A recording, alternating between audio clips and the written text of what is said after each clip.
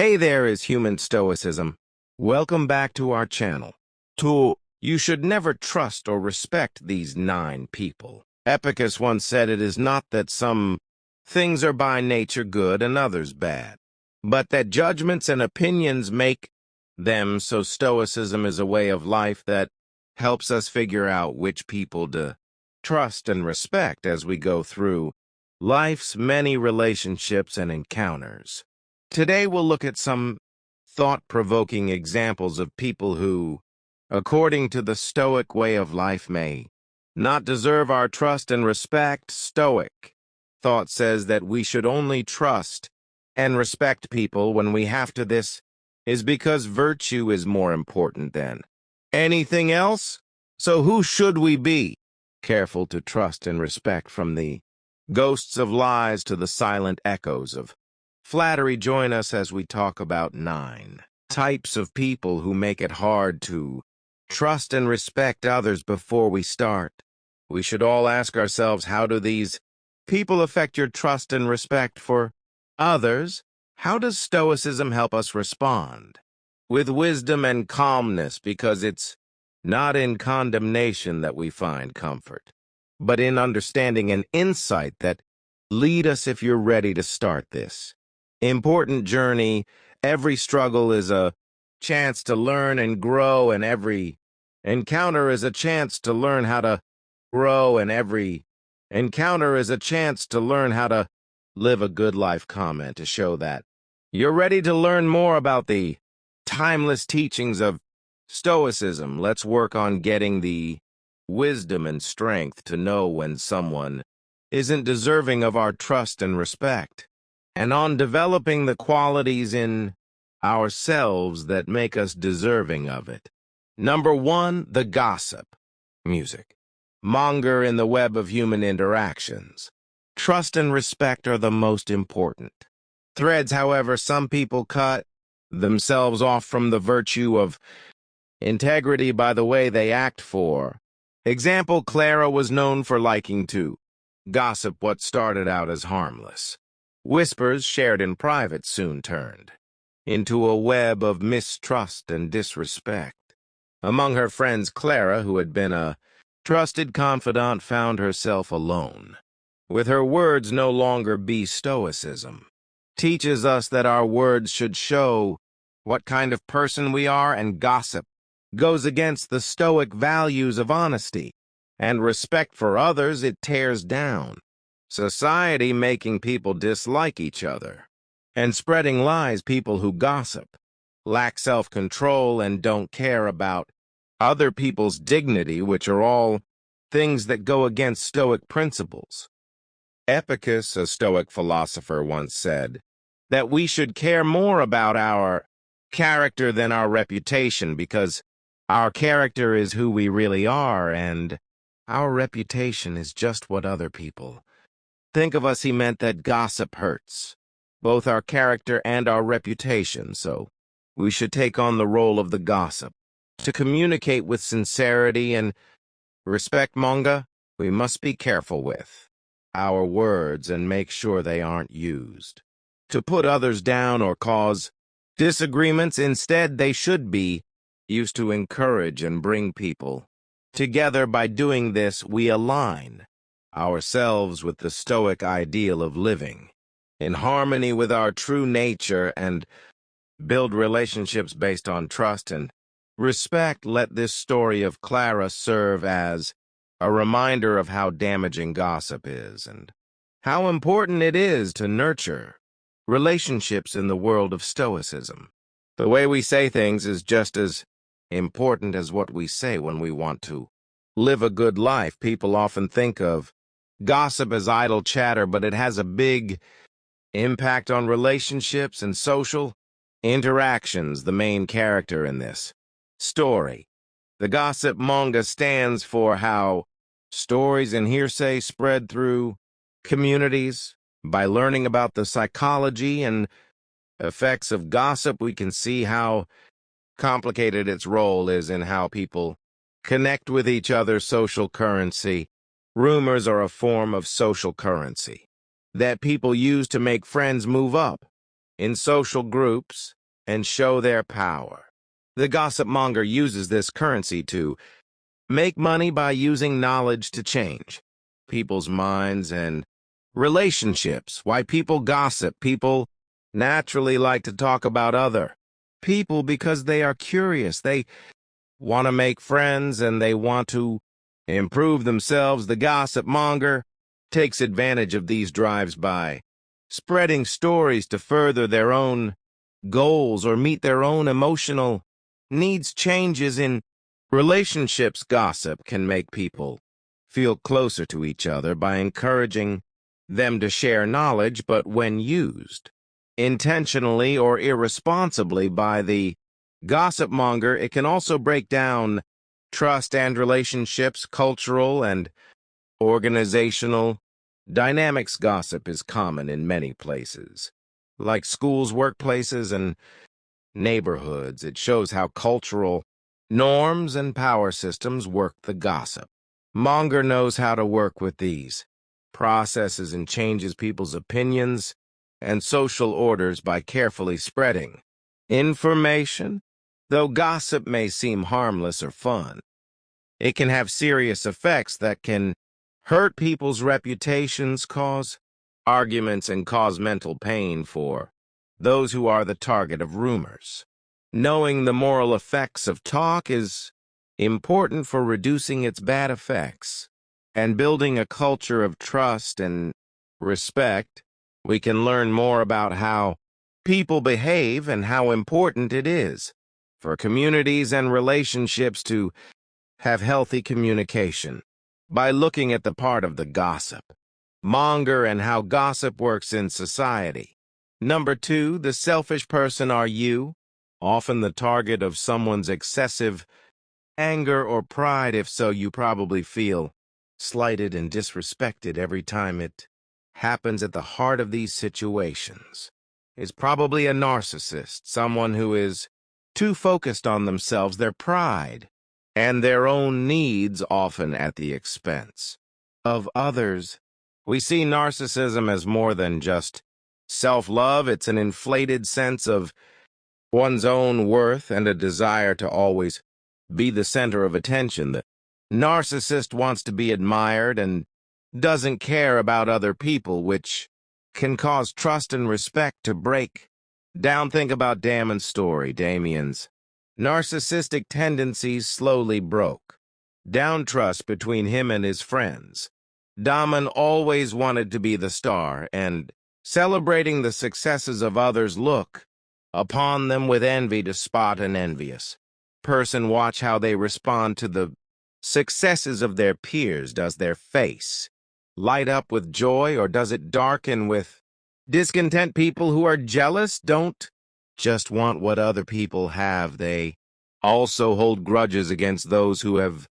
Think about the story of Marcus, a skilled artisan whose co-worker Julia got praise for her great work. Instead of sharing Julia's happiness, Marcus was filled with envy and put down Julia's achievements, which made their peers unhappy. Marcus's actions, which were motivated by jealousy, not only put him on his own, but also caused conflict in their community. Stoic philosophers who had deep understanding of how people behave warned us about how harmful envy is. One of the most respected speakers in Stoicism said it so well: if you're feeling jealous, it can eat away at your soul, making you care more about other people's success than your own. This can make you less happy and more focused on your own virtues. So envy doesn't just ruin our relationships, it also breaks down our character, making us petty and selfish. It keeps us from seeing our own potential and ties us to the successes and mistakes of others. So someone who is jealous doesn't deserve our trust or respect because their actions aren't based on virtue, but on a destructive desire that destroys the harmony and mutual support that are necessary for a community to thrive in. Conclusion: let us try to be people who celebrate other people's successes, and see them as a source of inspiration, rather than a reason for envy by doing this. We align ourselves with Stoic principles and build a community of have. You ever been around someone who was jealous? What did you do to keep them from bad influencing your life? Tell us. In the comments. Envy is a complicated feeling that happens when we see other people with something we want but don't have. It can be anything from mild jealousy to extreme anger, and it can have big effects on our relationships and mental health. Understand what envy is and how it works is important for getting along with others and growing as a person. 5 things you should know about the envious definition and signs. Envy is an unpleasant emotion that comes from wanting something that someone else has accomplished or is good about them. It usually shows up as comparing oneself to others, which makes a person feel inadequate or less than. Causes and triggers. Envy can be caused by many things, such as comparing yourself to others, thinking that something is wrong, or having low self-esteem. Envy can happen when we see someone succeed where we have failed, or enjoy something we don't. Have effects on the mind. Being envious can be bad for your mental health, causing more stress, worry, and even depression. Comparing yourself to others all the time and feeling bad about yourself can hurt your confidence and stop you from growing as a person. Social dynamics. Envy can ruin relationships by making people angry and hostile toward others. It can make people more competitive and make it harder for friends, family, and co-workers to trust each other and work together. Coping strategies. The first step to dealing with envy well is to recognize and accept that you feel it. Feelings of envy can be lessened by being thankful for what we have, focused on our own goals and successes, and showing empathy for others. Having self-confidence and a good view of yourself are also important for getting over envy and making relationships better. To encourage empathy, kindness, and personal growth, it's important to understand what envy is and how it works. We can live a happier and more fulfilling life if we recognize and deal with our own feelings of envy. Number 4, the always critic meeting. Mentors who help us grow and be good people is a blessing in life. These people, along with their helpful criticism, pave the way for us to become better people. But it's important to tell the difference between real advice and the noise of constant criticism. Not all people who criticize are teachers. Some are just critics who don't offer much in the way of solutions. Perhaps you know someone who is quick to find flaws but slow to give help. This person is the perpetual critic. If someone is always criticizing others without thinking about how their words might affect others, they are likely to say hurtful things that aren't meant to be hurtful. The Stoic philosopher Epictetus says that criticism can be seen through the lens of Stoicism, which is based on personal growth and resiliency. Don't explain your theory, live it. This message tells us to pay attention less on the voices of constant critics outside of us and more on our own internal compass of morality and reason. A reviewer who looks for faults all the time without trying to make things better doesn't fit with Stoic values. If we let these people's words sink into our minds, they can not only stop us from growing, but they can also destroy our sense of peace and self-worth. This means that while constructive criticism can help us grow, the constant criticism often lacks the substance that leads to improvement. It is very important to understand this difference. Accept criticism that pushes you to be good and do your best, and learn to let negative criticism fall off, like tree leaves leaving you. Unaffected, let's look for leaders who are sincere and have a purpose, and remember that respect and trust are earned by being constructive, not destructive, by living by Stoic principles. We not only protect ourselves from the unhelpful criticism of the perpetual critic, but we also take an oath that is marked by growth, resilience, and virtue. Number 5, the manipulative individual. Alex lived in a noisy neighborhood. Alex initially drew a lot of attention with his charisma and charm. However, Alex was also very manipulative and often tried to get his way in conversations and situations at other people's cost. Over time, Alex became more and more manipulative. He spread false rumors to sway a group decision or faked distress to get sympathy and avoid taking responsibility. Slowly, people in the community who were once honest and trusting began to see the trends. Alex's deeds rarely matched what he said, and things always seemed to be set up to help him. Alex lost friends and respect. As trust faded, invitations dropped. Conversations got shallow, and Alex's impact waned. In the end, Alex found himself alone, a stark contrast to the busy social life he used to have. Alex is a normal member of this group of people. In the tapestry of human interactions, we often find ourselves at a crossroads, distinguishing between words that persuade and those that manipulate. This distinction is crucial, for while persuasion aims to enlighten and foster understanding, manipulation seeks to deceive for personal gain, offering no true value and eroding the bedrock of trust and respect, effect upon which genuine relationships are built.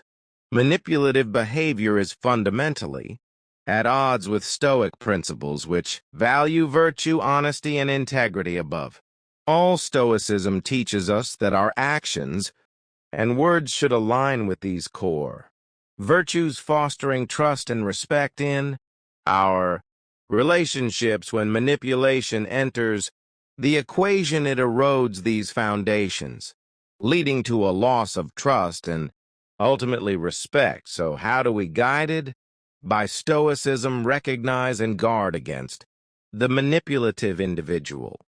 First, we must cultivate discernment, a Stoic virtue that allows us to see beyond surface appearances and assess the true intentions behind words and actions. We must ask ourselves, are these words or actions serving a mutual good, or are they designed to benefit one party at the expense of another? Manipulation caused this isolation, not community.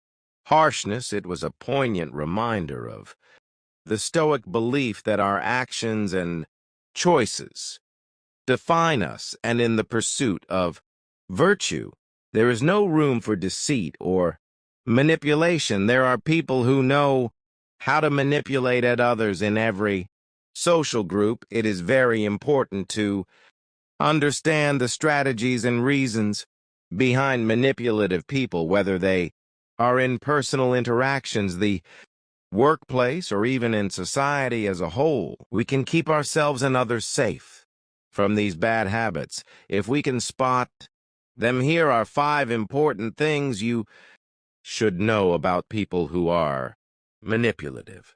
Identifying people who are manipulative often hide their truth goals behind aggression, charm, or even flattery. At first look, they may seem nice and friendly, but what they do is only for themselves, to avoid being manipulated. You need to learn to read people's body language and notice trends in how they act, techniques to get what they want.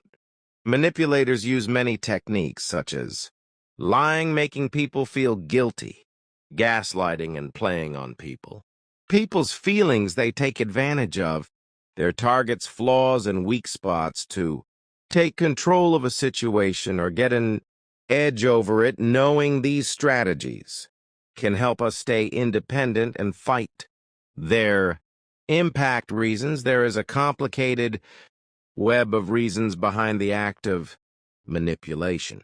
Some of these are the need for power, control, approval, or money. Some people act manipulatively because they are deeply insecure or have experienced pain in the past. By knowing the person's true intentions, we can relate to them and still keep ourselves safe from their harmful actions. Effects. Manipulation can have very bad effects, including ruined relationships, low self-esteem, and even mental harm. People who are manipulative often leave a mess of chaos and confusion behind them, which hurts trust and breaks down social bonds. Realizing how harmful influence is the first thing that needs to be done to stop it. Defense strategies we can come up with. Good defenses against manipulation. If we know what we're doing and are aware of it's setting limits, becoming more bold, and improving our ability to think critically are all important skills that we need to have. Protecting ourselves from manipulators can also be done by surrounding ourselves with helpful and reliable people. By learning about what manipulation is and how it affects people in society, we can work to make society better and more stable. Knowing more about the world is the best way to protect ourselves.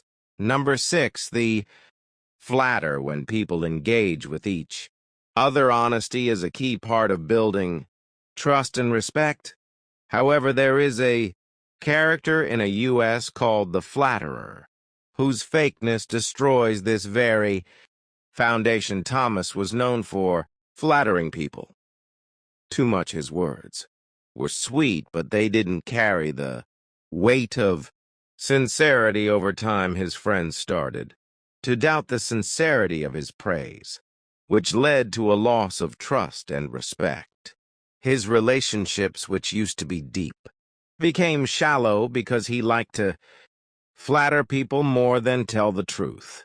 Why are people who flatter others seen with skepticism and weariness? Stoicism teaches us that honest relationships are based on respect and honesty. Flattery, especially when it's over the top and not earned, is a form of deception. It's a tool used not to encourage but to control. It's not meant to show genuine appreciation but to curry favor. This kind of behavior goes against Stoic values, which stress how important it is to be honest and treat others with respect. Something Seneca, a Stoic philosopher, advised of the dangers of flattery, saying that it takes advantage of our weaknesses. People who flatter others do so because they want to get what they want. By doing so, they show a lack of self-control and a disregard for the Stoic virtue of authenticity. Because of this, we should be wary of people who use flattery as a tool for self-interest and try to build relationships based on honesty and sincerity. We should also resist the urge to be the flatterer, knowing that real respect and admiration come from being genuine. The flatter is an idea that has been a part of human interaction for a very long time and in many different countries. With its sweet words and gestures, this subtle form of manipulation often seems harmless, but it hides ulterior intentions below the surface.